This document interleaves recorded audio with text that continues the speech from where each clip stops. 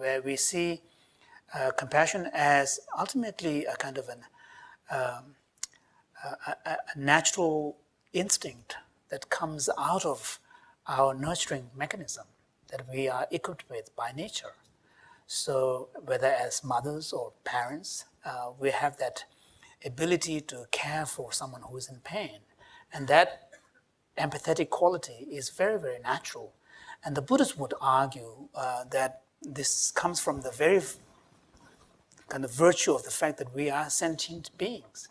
And sentient is defined in terms of organism that has the capacity to feel pain and pleasure.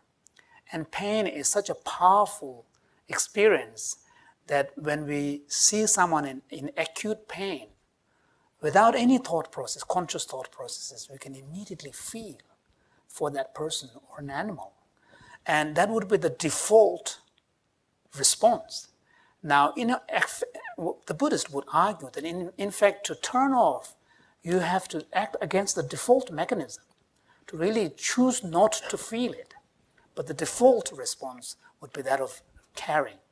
And that's because we share at this fundamental level the sentient nature, which is the ability to experience pain. So within the context of this secular framework, we would see compassion as coming out, that being the primary source. But compassion, one thing that we have to bear in mind is that, again, the term compassion can be understood in many different contexts. Sometimes compassion can be understood more as a disposition rather than an emotion. Sometimes compassion needs to be understood more as a felt experience, which would be an emotion. So sometimes compassion is a perspective. So that's why in the compassion training, the idea behind compassion training is to learn to move from the stage of feeling to turn it into a kind of a mood or a trait, and eventually to make it part of your character, so that when you are confronted with a situation, your instinctive reaction would be coming from that perspective, that standpoint, a compassionate standpoint, which is non-judgmental, being open to the experience of the other. Because when we see someone in pain and suffering, we don't negatively judge the person. Our first reaction is to feel sorry, to feel a sense of caring.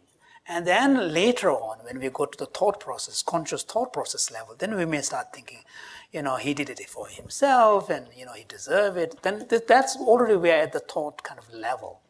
But our immediate instinct would be to feel the pain. And that is where there is an openness. There is a kind of a non-judgmental reaching out, being able to opening yourself to connect.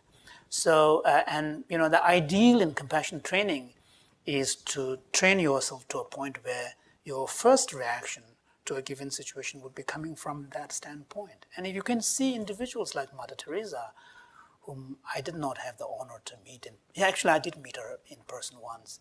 But someone like His Holiness, I've had the privilege to serve him for over 26 years now, 27 years. And, he is an example of that we can do it. But at the same time, that doesn't mean that he's not critical. He can be very critical and tough. But his immediate first response would be coming from that compassionate standpoint.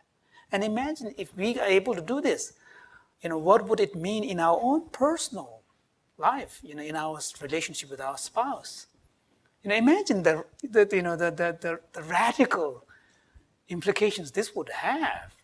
Because, immediately before judging, if you're able to reach out from the compassionate standpoint, and then you calm down yourself, then you're able to see the problem in a much more enlightened way.